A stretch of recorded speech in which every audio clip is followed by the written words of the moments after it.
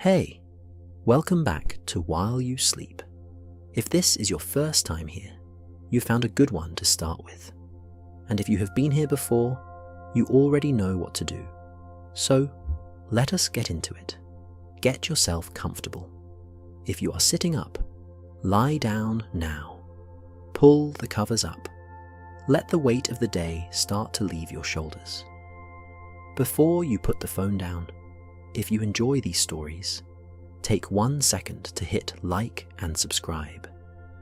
It is the thing that keeps this channel going and helps other people find it when they are lying awake at 2 in the morning looking for exactly this. So if you can, do that now, and then put the phone face down, or set it beside you. You are done with it for tonight.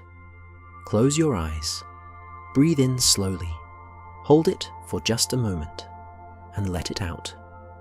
Good. Tonight, we are going to the Nevada desert.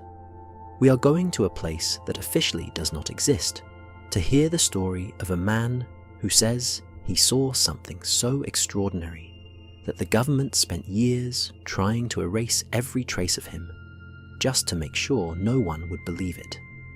His name is Bob Lazar, and whether you believe him or not, his story is one of the most detailed, most consistent, most haunting accounts of government secrecy ever told.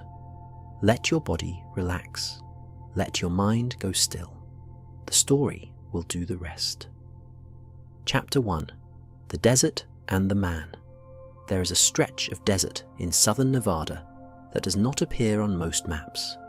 Not because it was forgotten, but because someone made a very deliberate decision that it should not be there.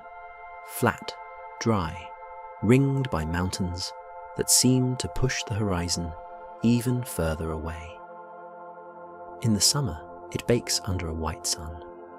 In winter, the nights drop to a cold that feels personal. It is the kind of landscape that makes you feel small in the way only truly empty places can. Somewhere out there, past the dirt roads that fork without signage, past the warning signs and the motion sensors and the camouflaged guards in white jeeps, past all of that is a place the world eventually came to know as Area 51. And just south of it, if you believe the man at the center of this story is something else, a place called S4, built into the side of a mountain, hidden behind doors, designed to look like the rock face itself. A facility so secret that even most people with high-level government clearance had never heard of it. Bob Lazar says he worked there. Robert Scott Lazar was born on the 26th of January, 1959, in Coral Gables, Florida. He grew up, for the most part, in Westbury, on Long Island in New York. As a child, he was the kind of kid who did not just want to know how things worked. He needed to know. He took apart anything he could get his hands on, and usually managed to put it back together. Electronics, engines, circuits. The more complicated, the more interested he became.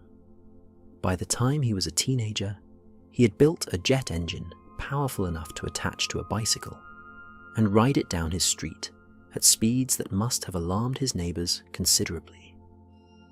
This was not a metaphor. He actually did this. He moved through his early 20s between California and New Mexico. He worked in technical fields. He was, by multiple accounts, genuinely brilliant in a practical and instinctive way. Not the kind of genius that performs well in lecture halls, but the kind that can look at a problem and just see it differently from everyone else. And then, at some point in late 1988, Bob Lazar was offered a job he could never have imagined. Chapter 2. Getting the call. The way Lazar tells it, the path to S4 began with a contact, a man named Edward Teller. Teller was not just anyone. He was one of the most significant physicists of the 20th century, known as the father of the hydrogen bomb, a man who had worked on the Manhattan Project, who had shaped American nuclear policy, who moved in the very highest circles of government science.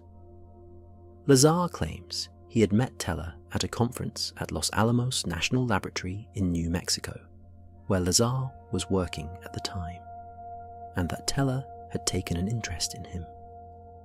When Lazar later found himself looking for work, he reached out to Teller, and Teller pointed him in a direction. A few weeks later, Lazar received a call.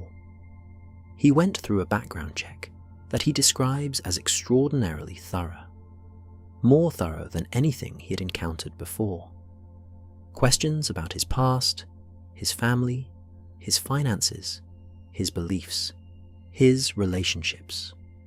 The kind of investigation that leaves no corner of a person's life unexamined. He was given a security clearance that he says was classified above top secret. He was told very little about what he would actually be doing or where he would be going. Then came the bus. On his first day of work, Lazar was driven to the edge of the Groom Lake facility, the main Area 51 complex. From there, a bus took him further. The windows of the bus were blacked out. He could not see where they were going, how far they were traveling, or in what direction. When the bus stopped and the doors opened, he stepped out into a facility he had never seen before. S4, built into the base of a mountain. 9 hangar bays, their doors angled and textured to blend perfectly with the surrounding desert rock. If you did not already know they were there, you would walk straight past them. And inside those bays, Bob Lazar claims, were 9 craft that did not come from this planet. Chapter 3. The Sport Model. Lazar was not given a tour. He was not given an overview. He was assigned, with minimal explanation, to a specific task within a specific project. And the project was this: take apart enough of one particular craft to figure out how its propulsion system worked. The craft he was assigned to, the one he and his colleagues began referring to informally as the Sport Model, was stored in one of the 9 bays. He described it as roughly 16 feet tall and nearly 53 feet in diameter. A disc shape, seamless, metallic, the color of unpolished stainless steel. No rivets, no seams, no visible bolts, welds, or joins of any kind. The surface was smooth in a way that did not feel manufactured. It felt, Lazar said, almost grown. The craft sat on its belly when it was not energized, not on the classic tripod landing gear that science fiction had conditioned people to expect. The entry hatch was located in the upper half of the disc. The interior was small, scaled oddly. The ceilings were low. The chairs were compact in a way that suggested whoever had built this was considerably shorter than an average human adult. The interior layout was minimal to the point of being alien in itself. There were no control panels in the conventional sense, no visible wiring, no banks of instruments or switches, no cockpit in any recognizable form.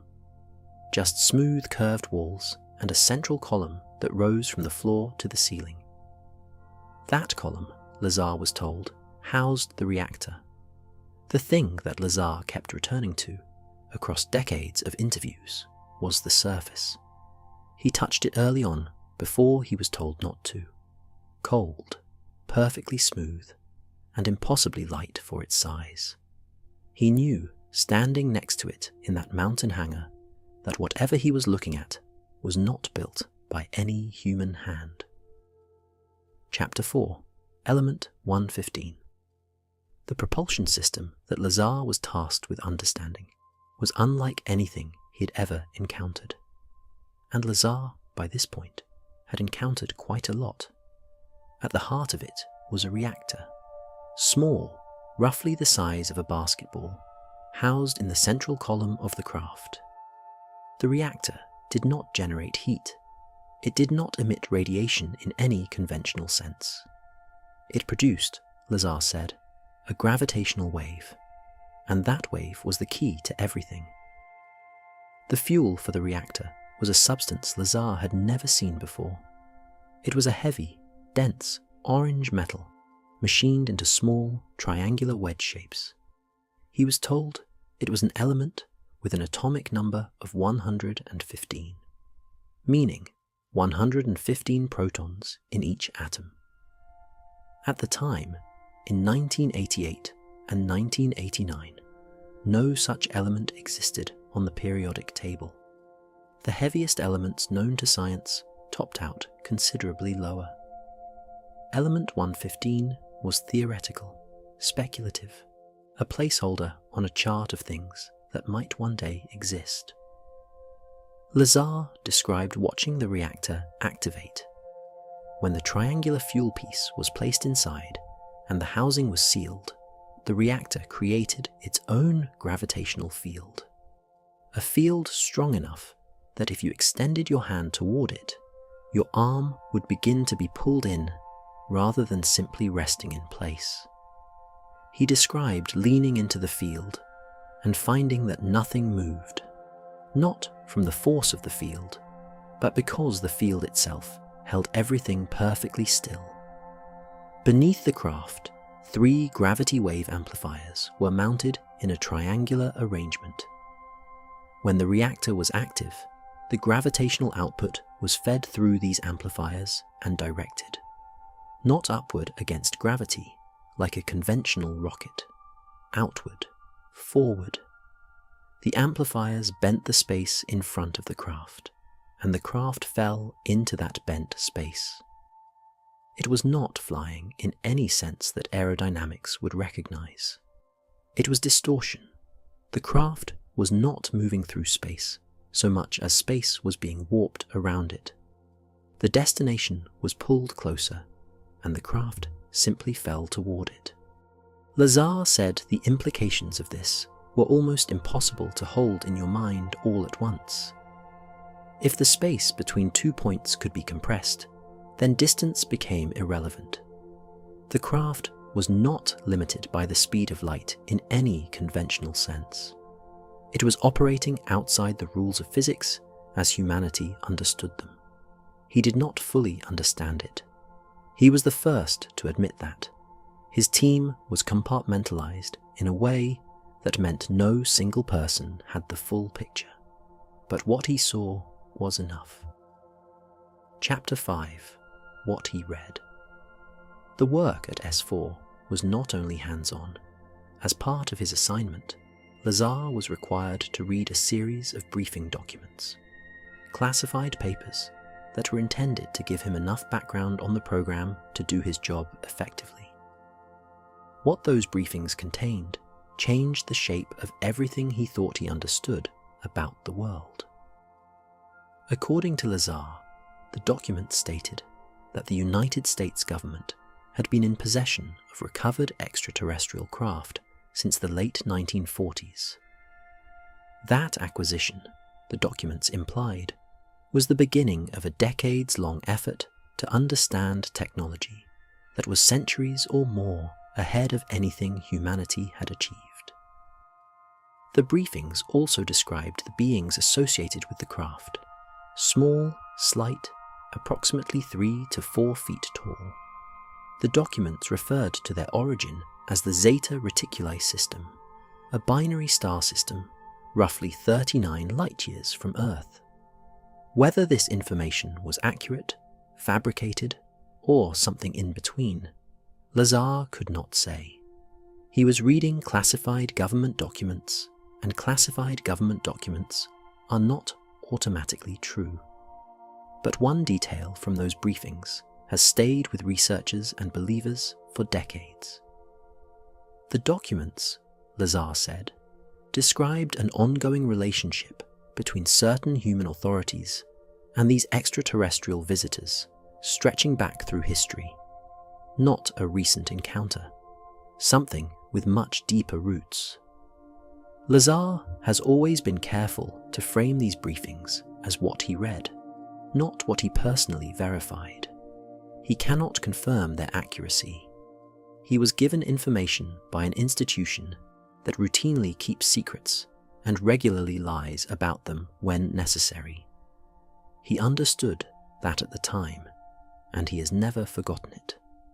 But reading those pages, alone in a room in a facility carved into the side of a Nevada mountain, he said it felt like the ceiling of reality had simply been lifted off. Chapter 6. The Test Flights. It was not just documents and reactor theory. At some point during his time at S4, Lazar says he was present for an actual test flight of the sport model. He described watching the craft power up, a low hum that he felt more in his chest than heard with his ears. A faint glow that seemed to emanate from the surface of the disk itself, rather than from any visible light source. And then, slowly, silently, the craft rose from the floor of the hangar. Not dramatically, not with a roar of engines or a blast of exhaust, just a quiet, smooth, vertical lift, as if gravity had simply agreed to let it go. The craft hovered, then it moved, and the movement was unlike anything Lazar had a word for. It tilted slightly, orienting itself belly first in the direction of travel, and then it accelerated, instantaneously, with no visible build-up of speed, no transition from hover to flight. It was simply somewhere, and then it was somewhere else entirely. It changed direction with the same quality, no banking, no arc, no inertia, just a shift, sharp and immediate, that should by any conventional understanding of physics have been impossible. Nothing with mass should be able to change direction that abruptly. The forces involved would tear apart any conventional aircraft, and most likely any conventional pilot. But the craft simply did it, silently, cleanly, and then it was gone. Lazar stood in that hangar in the silence afterward and tried to process what he had just seen. He had spent his professional life around things that moved fast. Jet engines, particle accelerators, advanced electronics.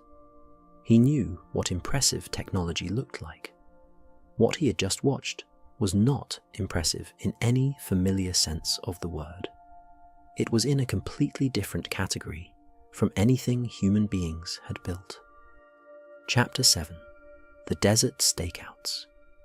By early 1989, the weight of what he knew was becoming difficult to carry alone. Lazar had told almost no one. He had signed agreements binding him to total secrecy. He understood that the consequences of breaking that silence could be severe. But the longer he worked at S4, the more uneasy he became. The surveillance felt constant. The atmosphere at the facility was tightly controlled in ways that went beyond standard military security. Conversations were monitored. Questions were discouraged. Compartmentalization was enforced so strictly that nobody seemed to know what the person in the next room was working on. He began to feel watched even when he was not at the facility, outside his home in Las Vegas, following him on ordinary errands. He started to wonder how much of a life he had outside the program, and whether that life was actually private at all. So he did something he knew was dangerous. He took some people out to the desert to watch. Lazar knew the schedule. Test flights of the craft, he said, happened on Wednesday nights, under the cover of darkness, when the skies over the desert were quiet. He gathered a small group of friends, including a man named Gene Huff and a few others, and drove them out toward the edge of the Papoose Lake area, south of the main Groom Lake complex. They parked. They set up cameras and binoculars. They waited. And then, a light appeared above the mountains, silent, bright. It hovered motionless for a moment, and then it moved in the way Lazar had described watching it move inside the hangar. Sudden, impossible, gone in one direction, then instantaneously somewhere else. The group was stunned. They filmed what they could in the dark. Shaky footage, distant lights, nothing that would prove anything to anyone who had not been there. But for the people present, it was real. They went back twice more in the weeks that followed. On the third visit, the desert around them filled with headlights, military vehicles, armed personnel materializing out of the dark. The group was detained. Their identification was taken. Their cameras were seized, and Lazar, specifically, was brought in for a conversation that was not gentle. He was presented with transcripts of his own phone calls, proof that he had been listened to. The message was delivered without ambiguity. His employment at S4 was over, and if he spoke about what he had seen, the consequences would be significant. Chapter 8. Going Public. Lazar had a choice. He could go quiet and hope that the surveillance eventually lifted, or he could speak first, loudly enough that silencing him afterwards would cost more than it was worth. He chose to speak. He contacted a journalist named George Knapp at Las Vegas television station, KLAS. Knapp was an investigative reporter with a serious professional reputation, who had been circling the edges of UFO stories for a few years, and knew enough to recognize when something was different from the usual noise. The two of them spent hours together before anything went on air. Knapp grilled him. He checked what he could. He tried to find holes. And while he found plenty that could not be verified, he found very few places where Lazar actually contradicted himself. On the 15th of May, 1989, KLAS aired an interview with a man in silhouette whose voice had been altered and who gave his name as Dennis. That was the name of his supervisor at S4. He told everything: the facility, the craft, the propulsion system, the briefing documents, the element with 115 protons. The response was immediate. The story spread beyond Las Vegas within hours. By the time Knapp aired a full series called UFOs, the best evidence, in November of that same year, this time with Lazar identified by name and shown on camera, the story had become international news. It was, according to the station, the highest rated local news broadcast ever produced by KLAS. Within days, the details were being discussed in Europe and Japan. Bob Lazar, reluctant, uncomfortable, and by his own account, deeply ambivalent about the attention, had become the most famous UFO whistleblower in the world. Chapter 9. The Attempts to Discredit. If the government wanted to discredit Bob Lazar, what would that look like? It might look like this. His educational records from the Massachusetts Institute of Technology and the California Institute of Technology, the two universities where he claimed to have earned degrees, would be completely absent. No transcripts, no yearbook entries, no enrollment records, no professors who remembered him.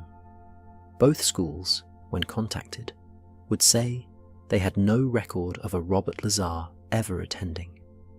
It might look like his employment history at Los Alamos National Laboratory being officially denied. When George Knapp contacted Los Alamos in 1989, the laboratory told him they had no record of a Robert Lazar as an employee. No personnel file. No record of his existence within the institution.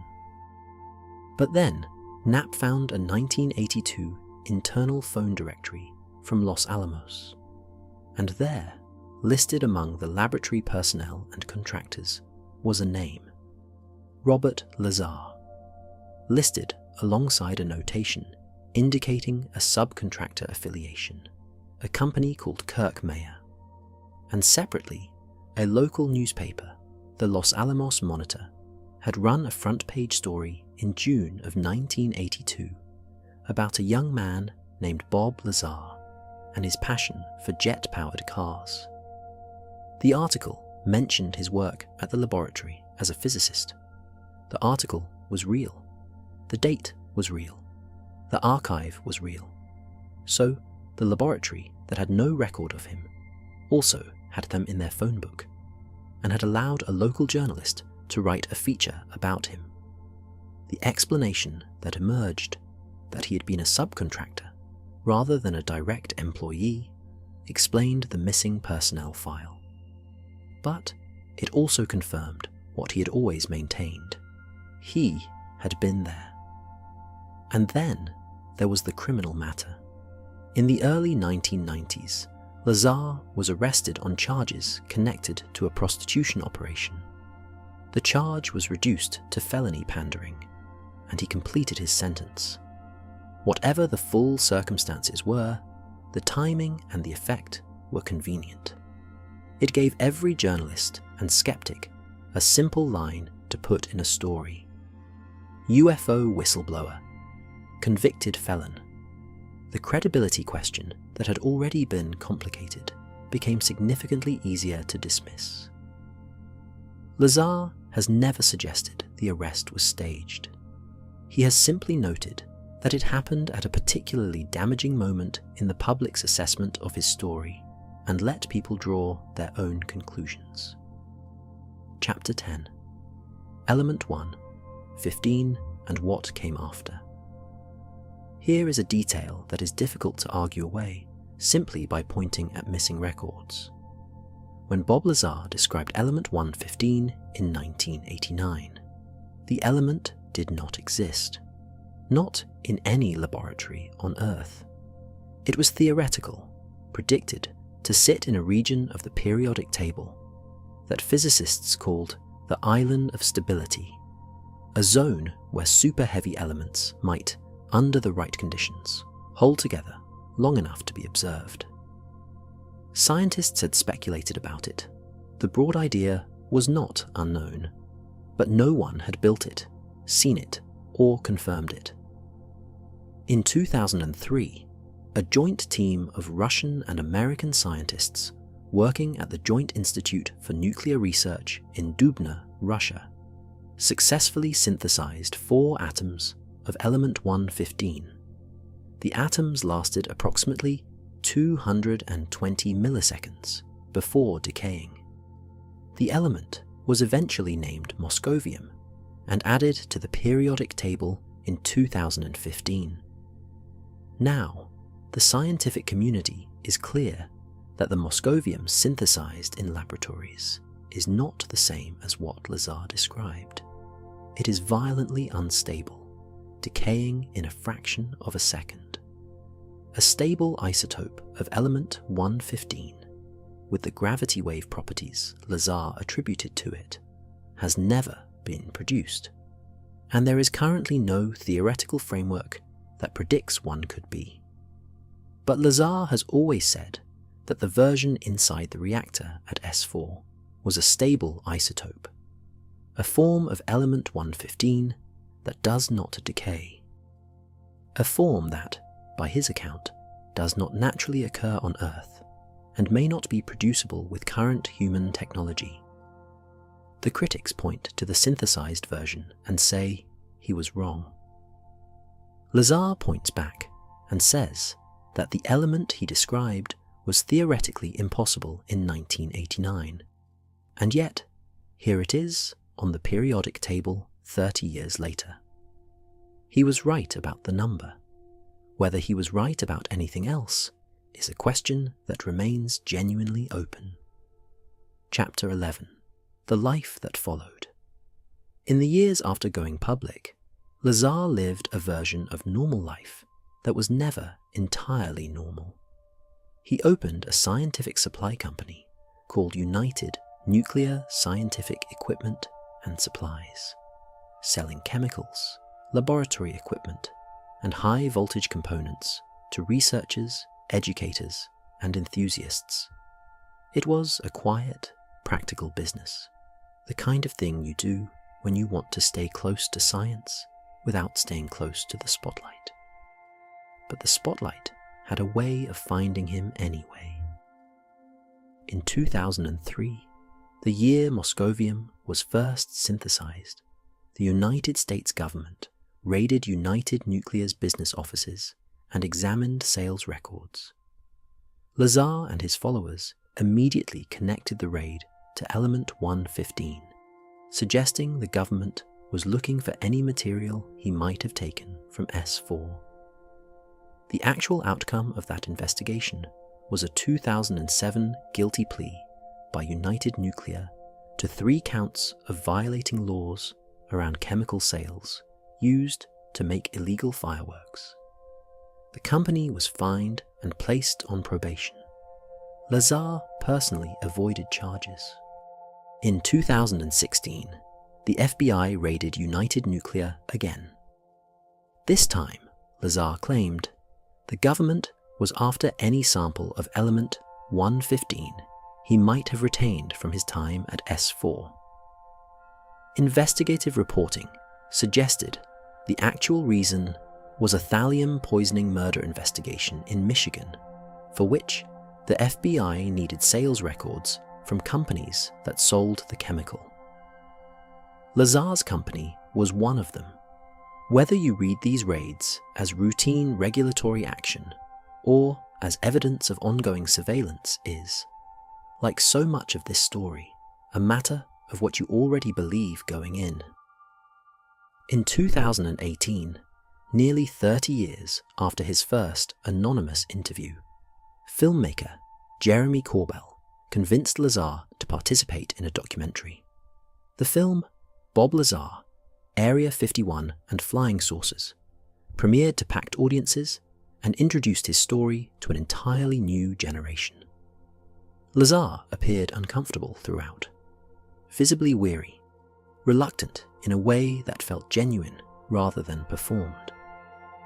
He answered questions with the same details he had always given. Nothing had changed. Not a single significant element of his account had shifted in 3 decades. Whatever you think of the story itself, that consistency is a fact. And then, in April of 2026, Lazar returned to Joe Rogan's podcast for a nearly 3-hour conversation, alongside filmmaker Luigi Venditelli, who had spent 5.5 years building a hyper-detailed CGI reconstruction of the S4 facility and the sport model craft. The film, S4, The Bob Lazar Story, was released the same day on Amazon. In it, Venditelli placed a digitally reconstructed version of Lazar inside a fully modelled recreation of the facility, and found that small physical details Lazar had described decades earlier. Details that only made sense once the geometry of the space was rendered in 3 dimensions, matched with striking precision. Lazar sat with Rogan and watched the recreation. At one point, he fell quiet, looking at a digital image of a place he had not physically seen in nearly 40 years. He said it was right. The details were right. Chapter 12. What Remains. Bob Lazar is 67 years old. He has been telling the same story for more than 35 years. He has never written a book about it. He has never charged for appearances. He ran a chemistry supply company in relative quiet for decades, and gave interviews only reluctantly, and only when the story was going to be told whether he participated or not. He has no verified educational records from the institutions he claims to have attended. He has a criminal record. His employment history contains gaps that official sources have declined to fill. He has never produced physical evidence of any kind, and yet, The element he described as fuel for the propulsion system of a craft he claimed to have worked on in 1988 is now on the periodic table. The hand scanner he described at S4, a device that measured the bone structure of the hand rather than fingerprints to verify identity, was later confirmed to exist in military installations. The location he described, south of Groom Lake near Papoose Lake, has been supported by satellite imagery. A physicist who worked at Los Alamos, named Robert Krangle, confirmed on the record that he worked alongside Lazar there, and that Lazar attended security briefings in a capacity as a physicist. The government lied about the facility at Groom Lake for decades before finally acknowledging it existed. They would have been expected to deny S4 as well. And perhaps most significantly, the Navy pilots who began speaking publicly after 2017, describing encounters with craft that accelerated instantaneously, changed direction without inertia, and displayed no visible propulsion, described movements that matched almost exactly what Bob Lazar had described watching inside a Nevada mountain hangar in 1988. None of this is proof. Let that be said plainly. None of this proves that Bob Lazar worked on extraterrestrial technology. It does not even prove he is telling the truth. What it proves is that the question is not as simple as his critics would prefer, and the story is not as easy to dismiss as the official record suggests.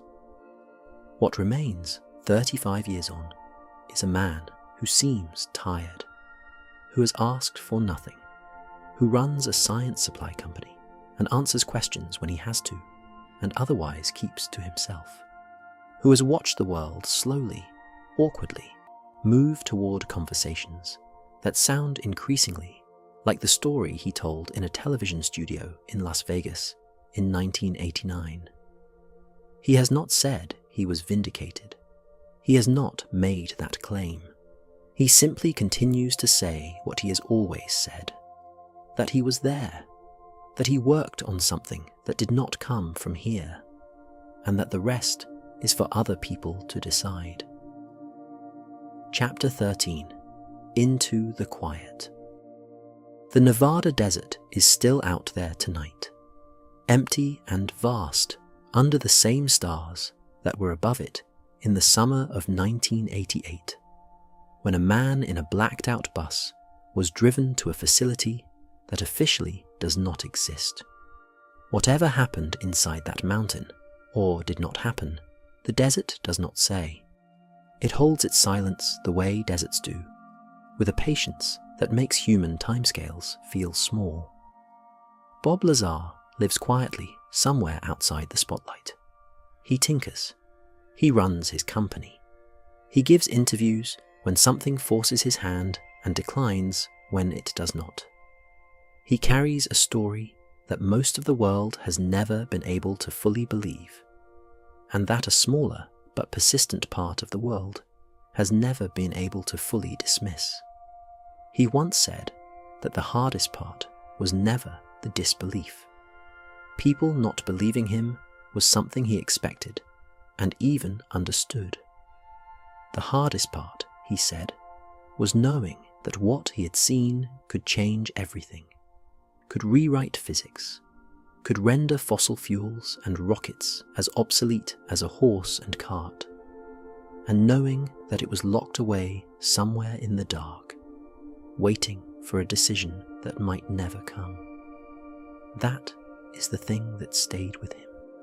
Not fear, not bitterness, just a kind of quiet grief for a technology that could have meant something, that he had glimpsed for a brief window of weeks, and that then disappeared back behind a mountain in the Nevada desert. Lie here now in the dark and let the story settle. You do not need to decide anything tonight. You do not need to resolve it or reach a conclusion or decide which side of the line you fall on. Just let the question exist, gently, in the back of your mind, where the unanswerable things tend to live. And somewhere out there, past the checkpoints and the warning signs and the cameras, past the dust and the silence and the dry Nevada dark, there may be a hangar door that looks exactly like the side of a mountain.